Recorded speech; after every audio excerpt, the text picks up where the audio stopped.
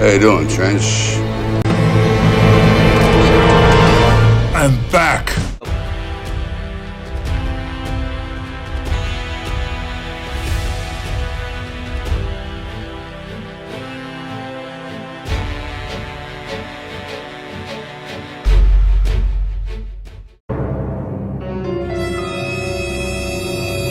That the standard narrative has holes in it.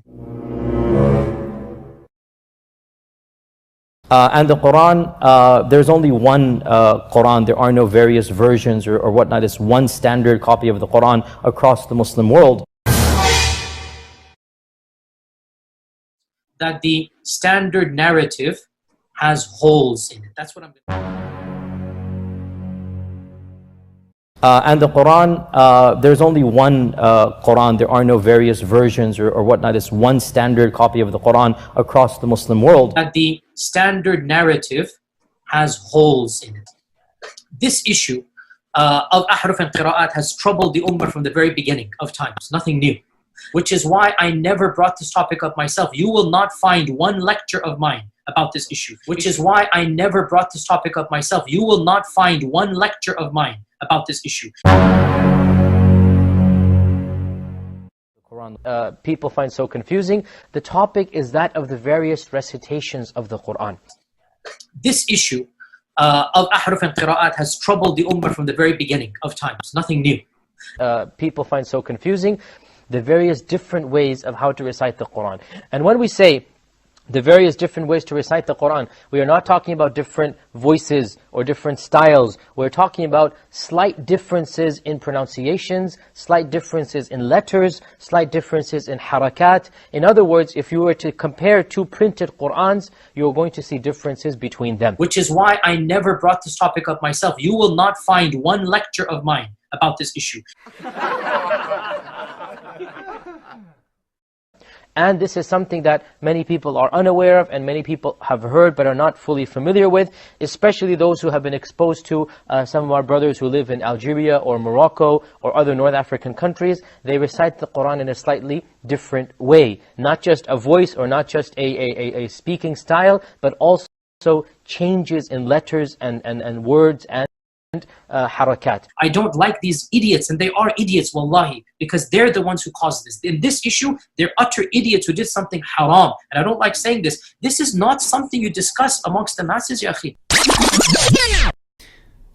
You know, I'll say the first thing that really just to me crossed a line was his first interview with Yasir Qadhi. I mean, if you're familiar with my channel, some of my older videos, I've been very critical of Yasir Qadhi.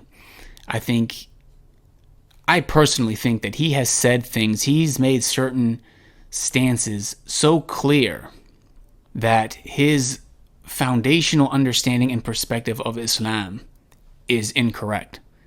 That whenever somebody of knowledge, somebody who's a student of knowledge or somebody who's involved in da'wah, for them to give him a platform, for them to try to cover for him or try to excuse some of the completely blatant statements of misguidance that he has spewed, I find that to be extremely problematic, to say the least. It's different when you're just, your average Muslim. You might like Yasir Qadhi and watch some of his lectures. I mean, I'm not going to look at somebody like that. They say, hey, Sajid, I watch his lectures. So I'm not going to think about them the same way I would think about somebody who should know better.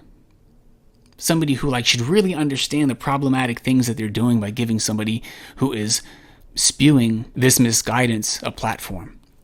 But after Yasir Qadhi clearly showed he has been poisoned by the Orientalists, that he's reached a new Einsteinian level of knowledge. He had that Ya'juj wa Ma'juj lecture, which was just a complete disaster of a lecture. And then Mohammed Hijab had him on and praised him and gave him a platform and tried to be sympathetic towards these things and excusing these things that Yasir Qadhi's propagating. So to me, that was clearly like, oh no, subhanAllah, what is going on here?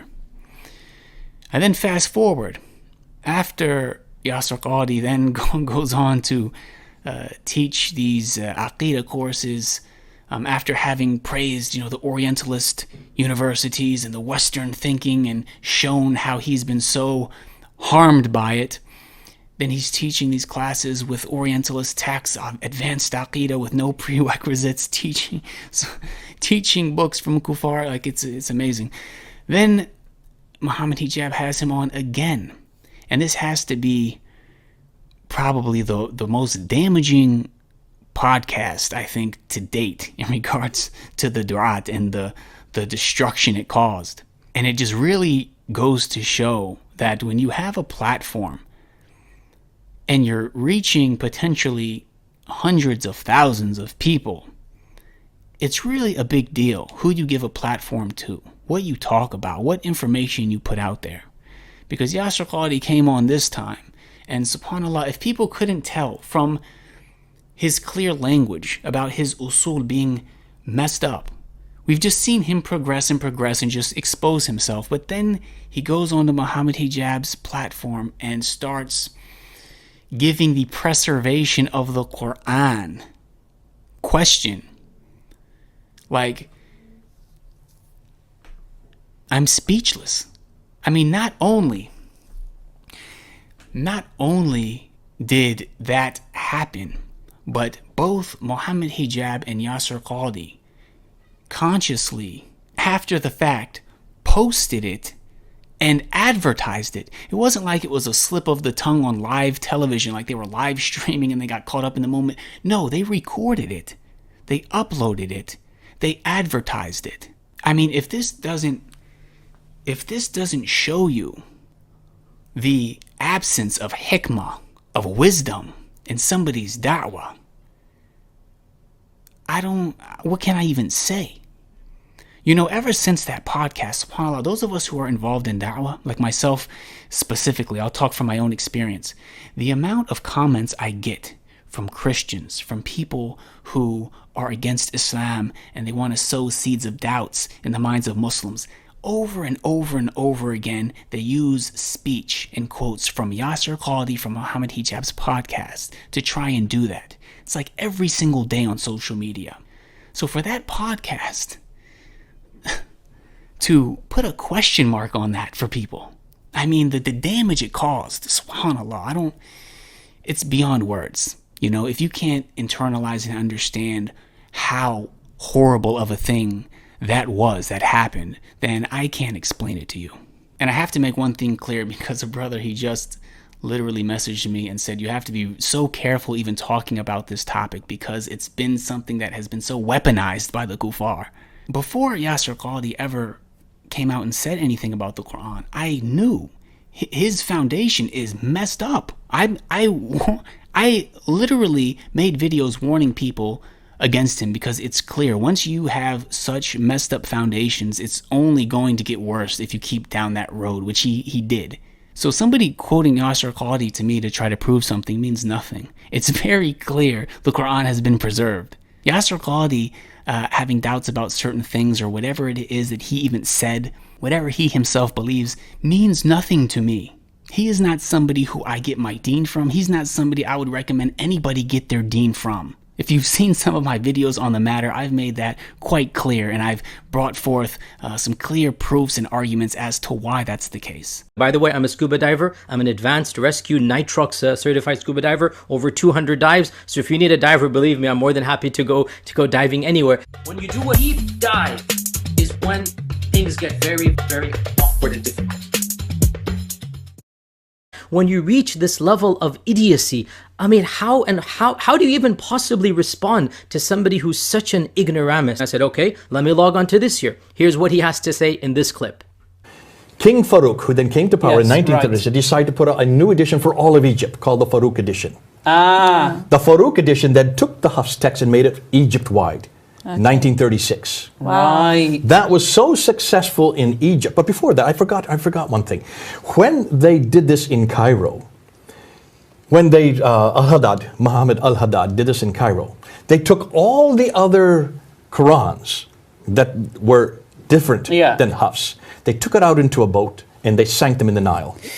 Oh. You haven't heard this before either. No, we need to go down. We need to do some They're dives. still there. We need to do some Yeah, we need to do dives. some dives. Alhamdulillah. He was a mean hole in this narrative.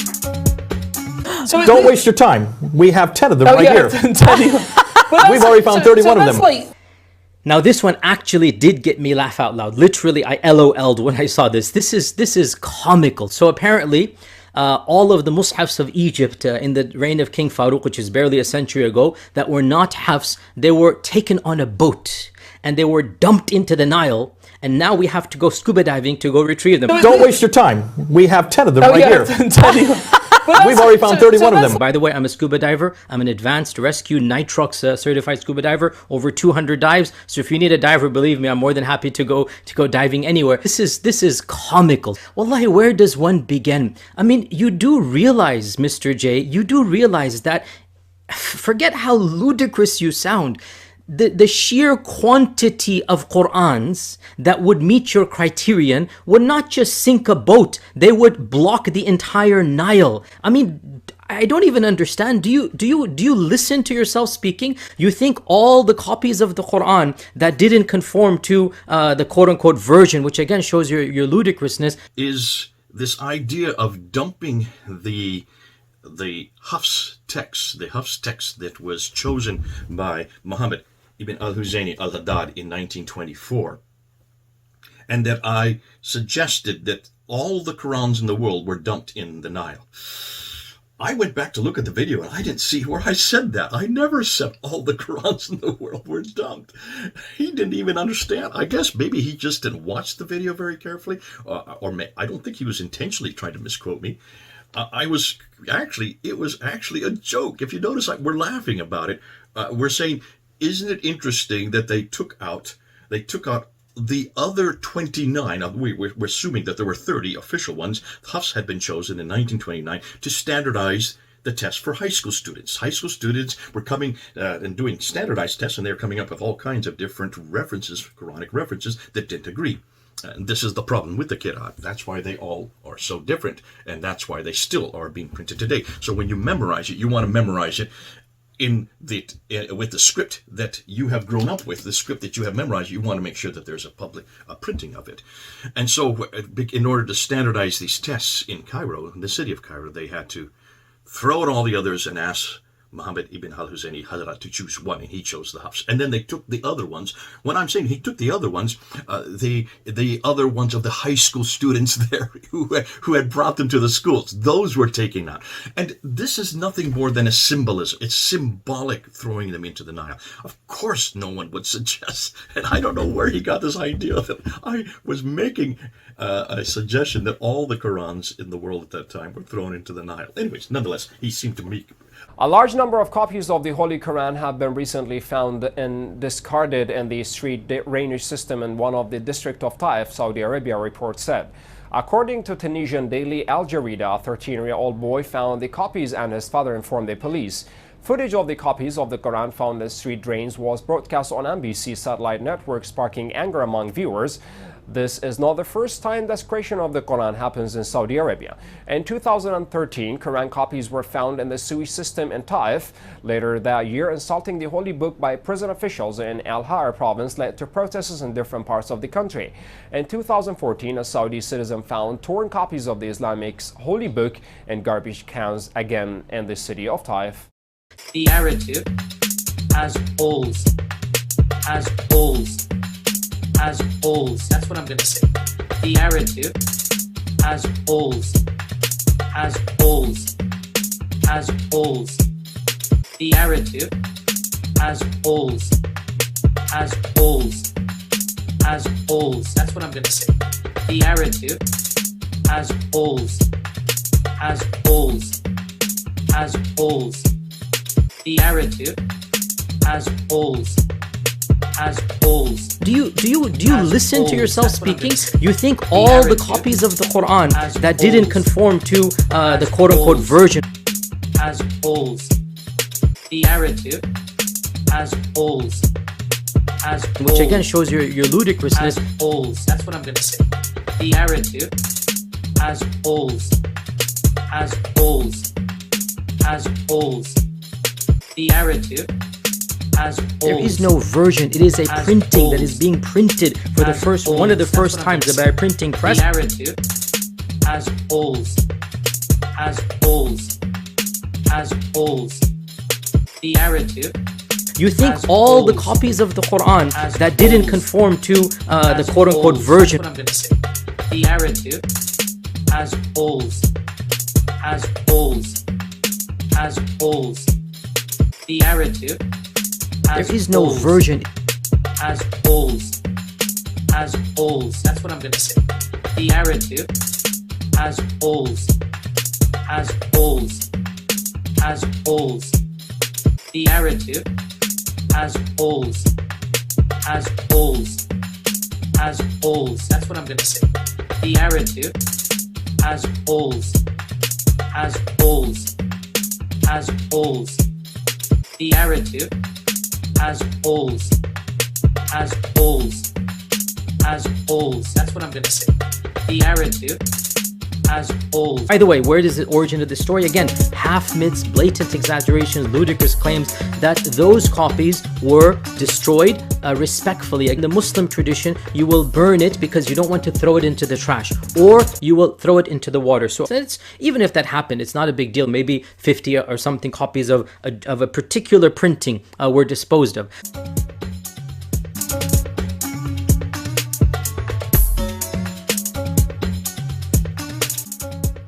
But no one ever claimed that all the Qurans of Egypt that didn't conform to the King Farouk were gathered in a boat, like, yeah, as if they would fit in a boat, and then dumped into the Nile.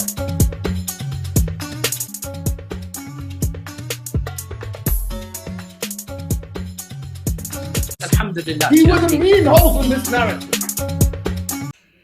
What the hell is this? A'udhu billah. We have seen the evidence. You cannot escape anymore. You're finished. A'udhu billah. Everyone will unfollow you now. You are a crook. And you are a fraudster. And we will call out each and every single one of you out. Wallahi, we will call you out and we will catch you. Because part of our da'wah is not just to find the disbelievers. The disbelievers who are a'da. The enemy is disbelievers. But also to find the munafiqun of the ummah. That they're creeping around pretending to be Muslims. You're finished. You're finished. You're finished. You're finished. Wallahi, you're finished. Wallahi, you're finished. Don't ever come out. Any retraction you do now, switch off your social media. I don't want to see your face. I don't want to hear your voice. Wallahi, wallahi, you're a crook and a fraudster.